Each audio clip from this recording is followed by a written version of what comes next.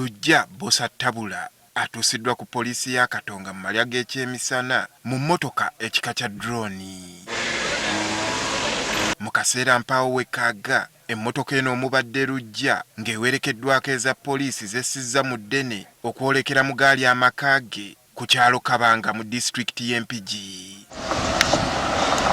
Ono abadde ali ku mpingu wakati mu by'okwerinda eby'ekitalo. Abantu b'oku kitundu abakuŋŋaanya okwerolera ku kigenda mu maaso tebakkiriziddwa kusembera mu kifo kino. Kati abataka musigala awo eno temwetaagisayo. Ng'oggyeko kamera y'abakuumaddembe naffe tetukkiriziddwa kusembera era ng'ebifaananyi tubisikidde mitala. Lujja alabiddwako ng'asongera abakuumaddembe ewaziikulwa obuwanga ng'era aliko by'annyonnyola.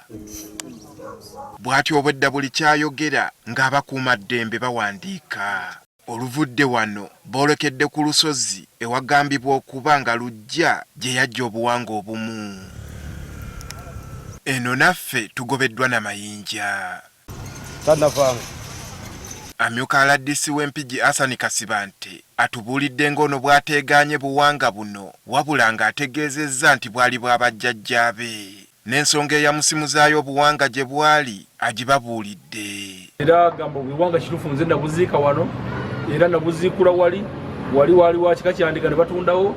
Nti ono ababuulidde kkaati nga ne lwe baasimulayo obuwanga buno bwe yalina we yeekwese ng'aboota buliro. Agambye olunaku lwe twasima obuwanga yali awo mu kasaka akaddako ng'atulaba. Olunaku lwe twagendawo ne skaveta yali awo mu kasaka ng'atulaba. Olunaku kugamba badde wano mu Mpigi. Era tugambye nti olunaku lwe baamukwata olunaku lwe yali agenze eyewa Namulongezi Namulonge. Kasibante atenderezza ekikolwa kya Lujja obutamalira babyekwerinda budde. Ndowooza Ttabula agenda ku likodi ya judiciary ye munvunaanwa yekata tawaanyiza nnyo kitongole kya poliisi na DPP. Kubanga ebintu byonna byeyugirirawo live nti yes kino nakikola, yes kino nakikola. Abamu ku batuuze bategeezezza nga bwe bafunye ku buweerero nga basaba okunoonyereza kwongera okukolebwa. Bw'abanga oyo afuniddwa n'abalala abeetaba mu nsonga efaanana bw'etyo nabo bajja kubafuna naye nga omutima gibakakkanye. Oluggiddwe n'akawungeezi ka leero Lujja Bosattabula aleeteddwa ku kkooti ya Mwangattu e Mengo mu maaso g'omulamuzi Adamuzi Byalugaba okugattibwa ku bantu abataano abaakwatibwa ku by'okutta eyali omukulu w'ekika ky'endiga Inginiya Daniel Bossa. Kyokka ono oluggiddwa mu mmotoka y'ab'ebyokwerinda atandikiddewo okuwanda omuliro mu ngeri eraga nga bw'atatidde bigenda mu maaso. Si bwampalo kitange yateekamu amaanyi ne bajjajja.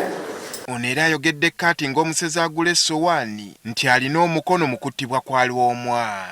Nabawawaabira mu kkooti ya Kisekwera omusango ne ngusinga nze nabatuma bagende bamutte.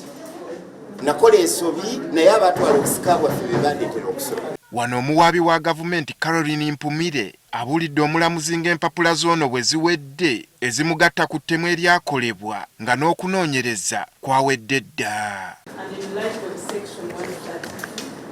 Kyokka ono takkiriziddwa kwewozaako kubanga omusango gwe gulina kuwulirwa kkooti nkulu.